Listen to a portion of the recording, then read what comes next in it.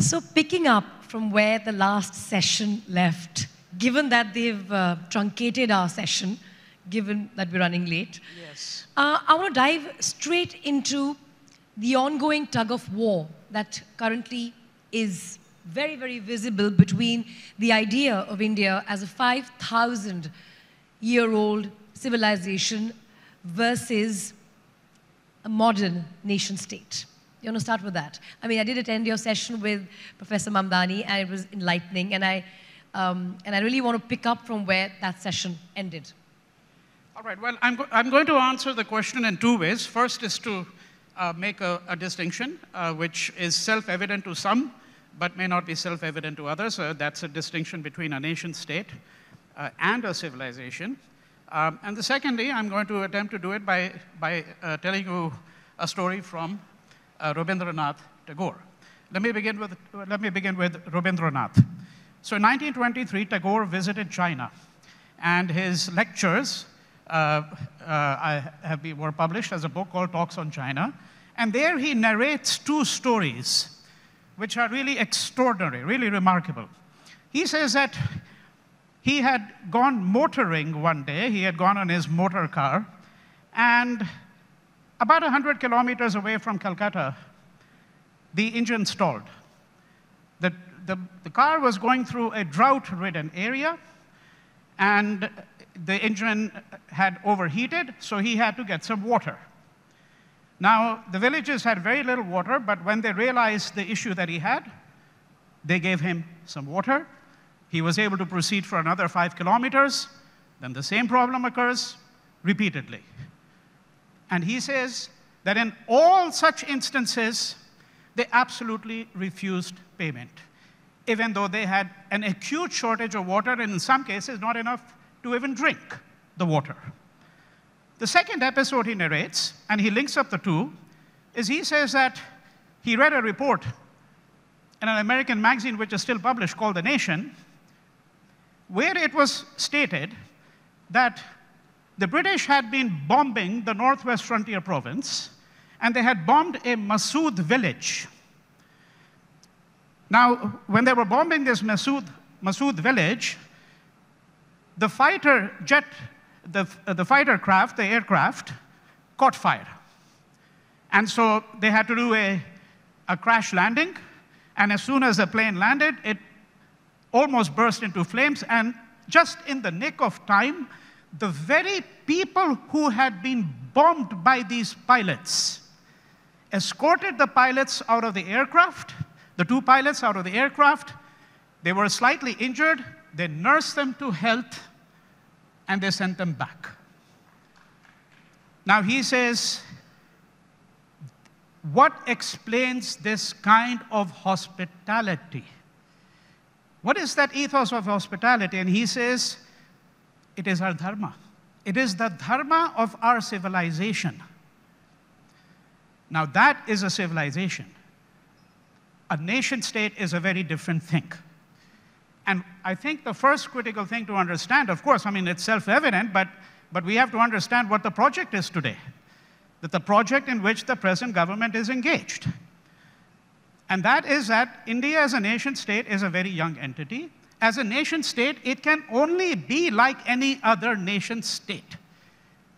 There can be cosmetic differences, but there is only one way of being a nation state, being muscular, being protective of your borders, being intolerant of immigrants, and so forth and so on. And maybe the distinction between immigrants and settlers. Sorry? And maybe that distinction between immigrants and settlers. Well, you see, look, I mean, I just want to elaborate it in this sense, that when I say that the present project, because I want to move to that instantly, because there is a Government of India project, actually. It's a project not just to trace back our civilization to 5,000 years, it's to trace it to 12,000 years, and to suggest that this civilization has been essentially a Vedic civilization right from that period of time. Right? This is a stated ambition of this government. And there are people involved in trying to counter this particular narrative. Right?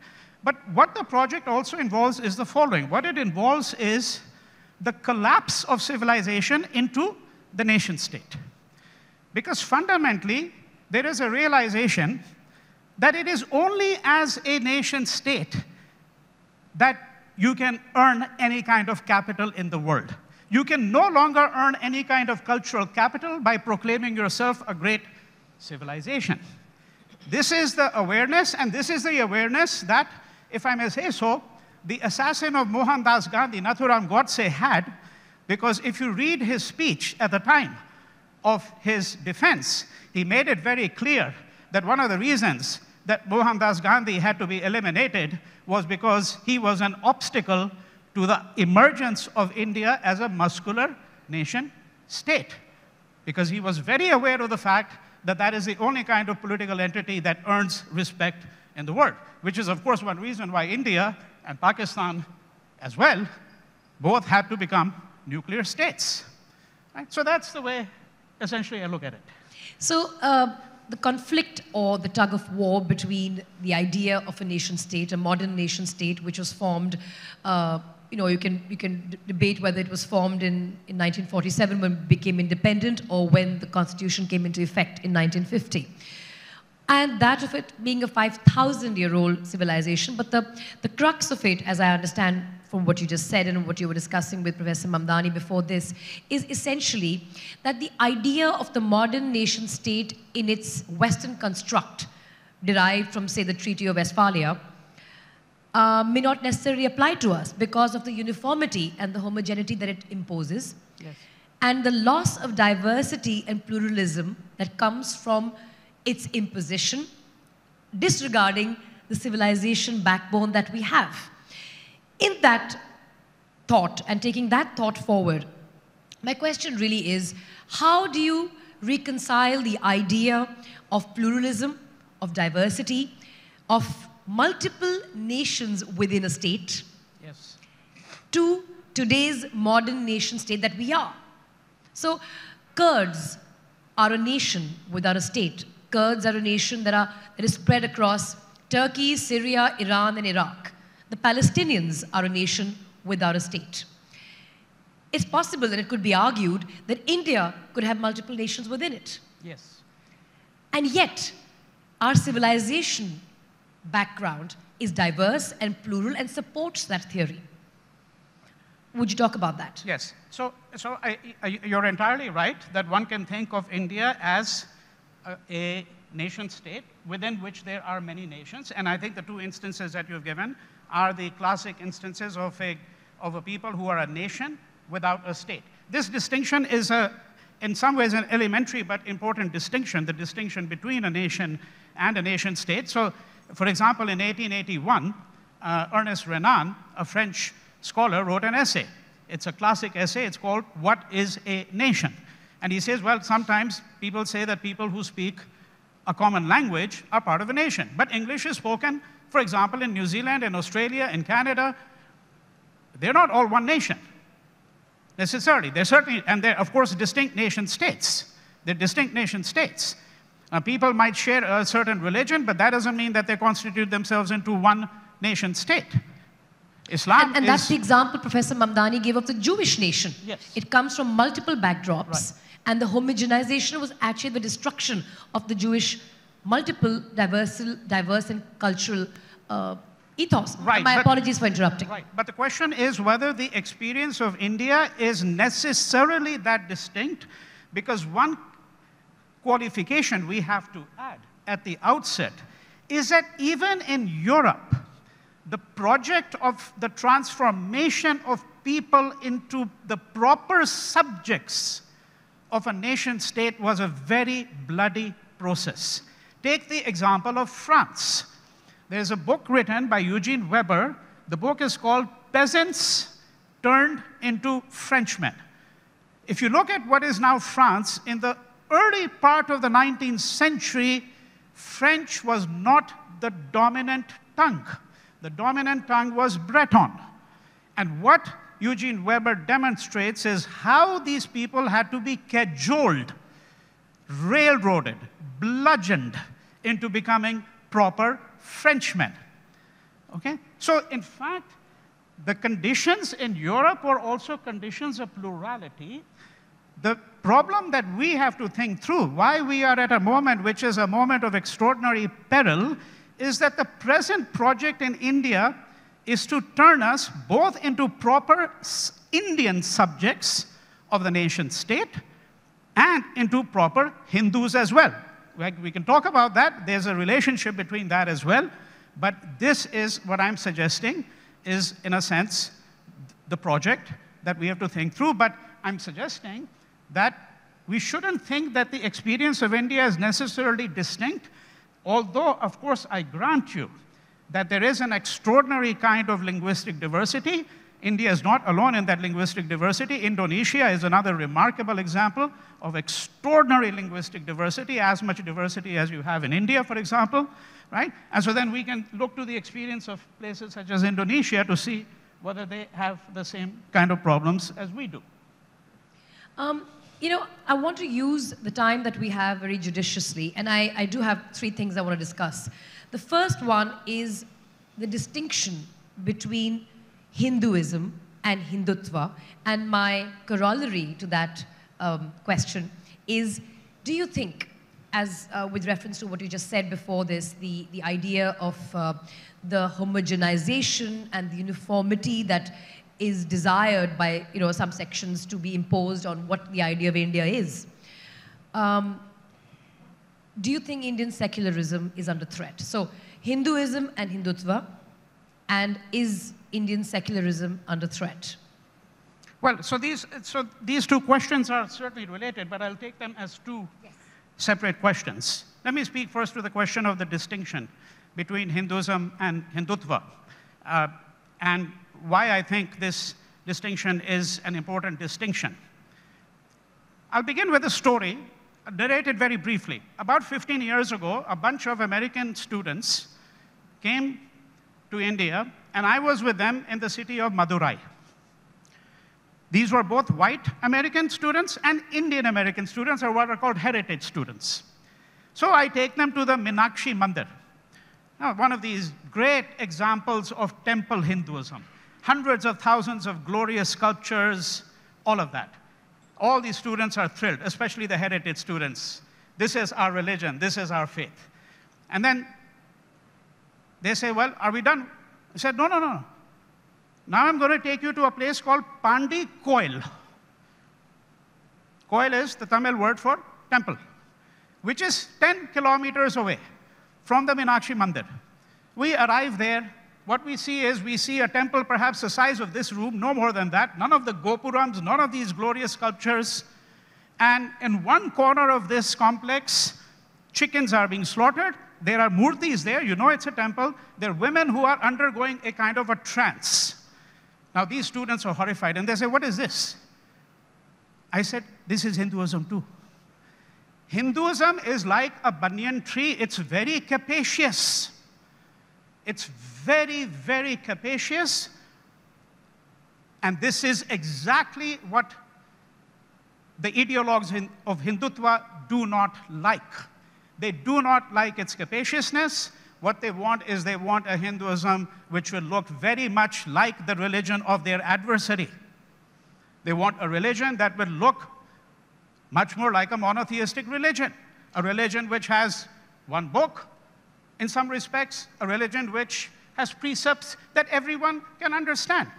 And why perhaps do we have one language? And perhaps one language? That can very well be, but then we'd have to speak about the whole question of India as a linguistic civilization. What are the, and is it the case that all of the Hindutva project is, I'm not entirely convinced that this is also a project. They may want one national language, which is an Indian language, right? But that's not to say that they are necessarily in favor of the elimination of linguistic diversity, right? So here what I'm suggesting is that this is one way in which one might want to think about. Very often when people think about Hindutva, they immediately turn to an ideologue such as Savarkar, the whole discussion of motherland and all of that, but I'm giving a different framework and a way for understanding what is the distinction between really the 2. And I'm suggesting that there is a kind of capaciousness which is the very strength of Hinduism.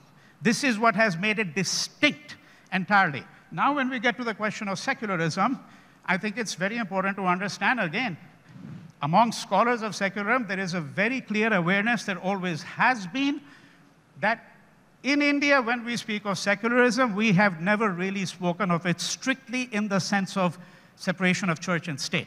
Whether such separation was actually achieved in the West itself is a different question. I won't take that up, right? That's a different question. But in India, that was never our understanding of secularism. The understanding of secularism here was very different, which would include such things as the fact that if the state is giving money, for example, to support Hindu education or Hindu-educated schools where Hinduism might be taught, then it would have to do the same for the adherents of other faiths, right? That would be one way to think about Indian secularism. I'm going to suggest, and this is, in fact, Professor Nandi has written extensively on this. There are others, including myself, who have also been thinking about this question for a very long period of time, that the way we want to think about secularism here is far from divorcing it from religion. We should be thinking of how our secularism is itself derived from our practice of our own respective faith. Mohandas Gandhi, the liberals like to believe, was a secular, but they have turned him into a secular in a very modern sense, which he never really was. Mohandas Gandhi was always a devout Hindu, and he held himself to be one throughout. But he derives his secularism from his Hinduism, much like Maulana Azad was a devout Muslim. But he derived his secularism from being a devout Muslim. And I think that that is a very distinctive kind of Indian experience and speaks, once again, to the richness of the civilizational motif in our lives. So the diversity of our faith and where we derive our own individual perception of secularism is really what you're saying. And the interesting part here, though, is that I'm trying to reduce everything that we're saying to uniformity and homogeneity versus diversity and pluralism. Yes. And the way I understand this, and do correct me if I'm wrong, that Hinduism is in itself pluralistic and diverse, whereas Hindutva is uniformity and homogeneity in some way. I entirely accept that, and that's the tenor of what I've been talking about. What I've been talking about. This is probably our last question, and I'm going to make it a little complex one so we can address two, three pieces within that.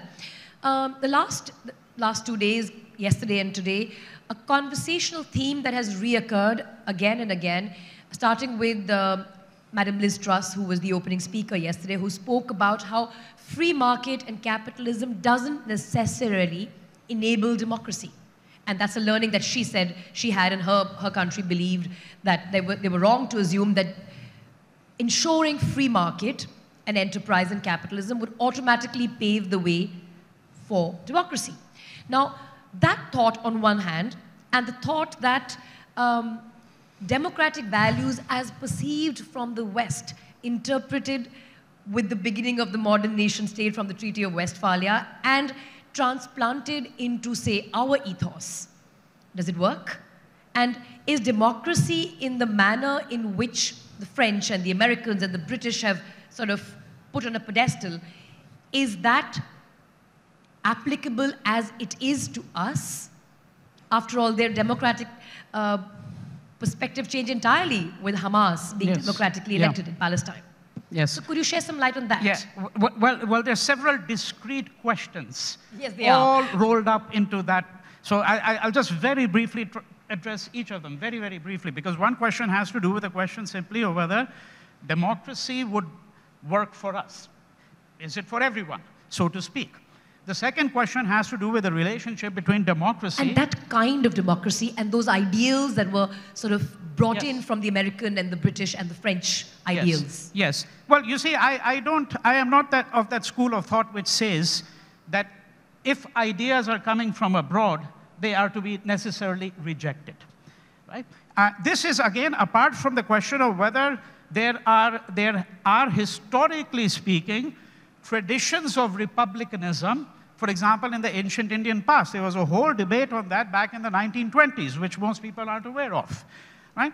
And of course, we have to be extremely wary of this line of thinking because the present line is, well, everything like democracy, it's all rooted in Indian soil. You know? I mean, from aeronautic surveillance to surgery to every possible thing, the roots are right here. Why even think that it's coming from abroad? No, I'm not of that school of thought either.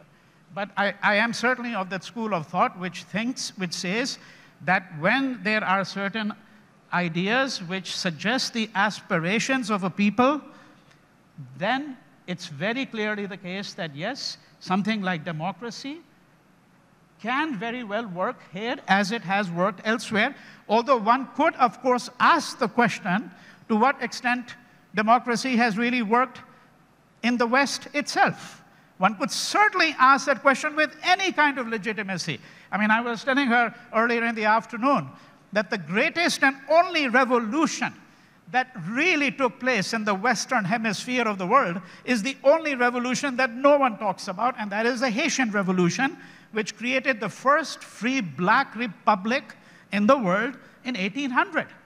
And the Haitians had to pay reparations to the French for 175 years. For 175 years, right? So there are certainly questions about whether democracy really worked in the West either, and certainly I think the sorry state of affairs in countries such as the United States suggests that we will need to revisit some of these kinds of assumptions. Nevertheless, it is very clear to me that I don't think that it is a fertile way to think that democracy is something that is foreign. What Mohandas Gandhi said, I think, is very apt. He said, I want the winds from every place to come into my home, but I don't want to be blown away by any one of them. And I think that is a way for us to think about some of these things. I think that's beautifully captured.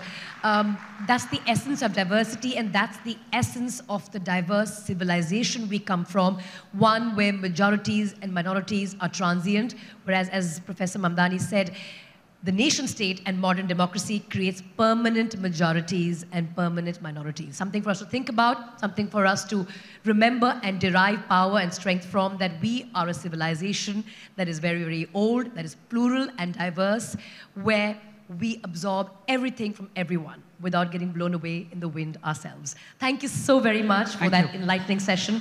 Thank you very much.